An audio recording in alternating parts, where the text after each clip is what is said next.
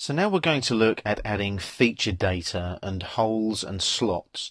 We've got two plates and a gasket there. Okay, let's add our hole first. Now we need to go to our content tab here and we're going to add a hole. So I'm going to click on the flyout there and I need a countersink hole, that one there. Inserts a tapered hole that contains internal threads. So if I click there, taper internal threads, do I want a taper or do I want parallel? Well, I don't need to do that actually. What I can do instead, if I close this here, is it will actually automatically insert the hole around the screw connection that I had. So if I go here, screw, and what I want now is actually a screw from my content library. I want a countersink head type, which is there, like so. I then scroll down my list, I want an ISO screw. So they're right down here near the bottom. And I want that one there. I just want a regular thread, that one there, and I want a front view, like so.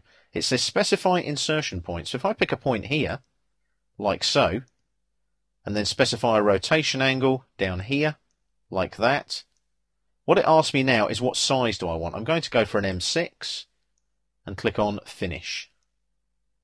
And what will happen now is it actually takes that information from the content library and drops it into my drawing. So I drag the size, now I want it up to there, like so, and there's my screw there. Now I need to show the hole that that screw is actually going through. So I go back to the content tab, and look here now, I've got holes here. So if I click here and just pin this open for a second, what have we got? I need a through slot.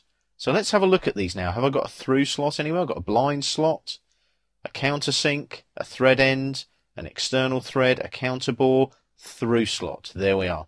Lots of different types. Don't get confused. So there's my through slot there. Now what I want is an ISO normal. So if I scroll down the list again, lots here to choose from, so be careful. I just want an ISO normal, that one there. There we are. And again I want a front view, like that. And it says specify insertion point, so I'm going to go from here down to here, like so.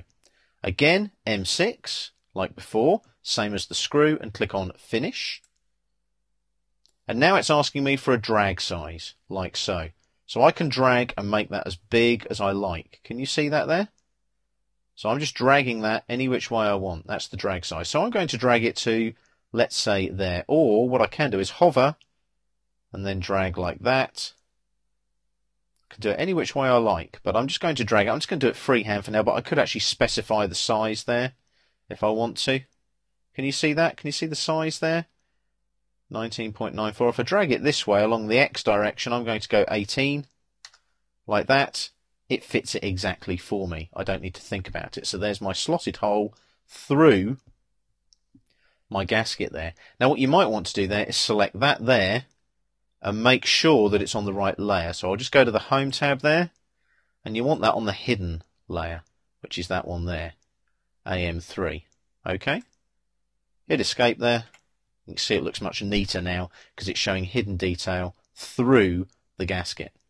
Now I need to add the tapped hole. So again, I go back to the Content tab and I go to Holes again.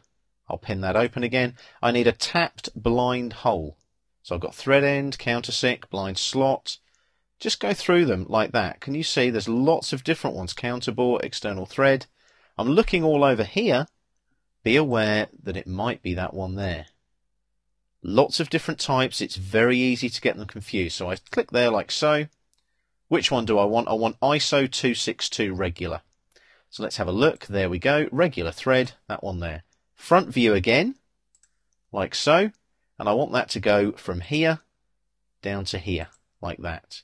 And again, I want M6 to tie in with the countersunk screw that I've got there. Click on Finish. I want it to come down. So I'll take that down to say there. Let's say it's got a length coming down of 12. And there we are. You can now see that my countersunk screw goes through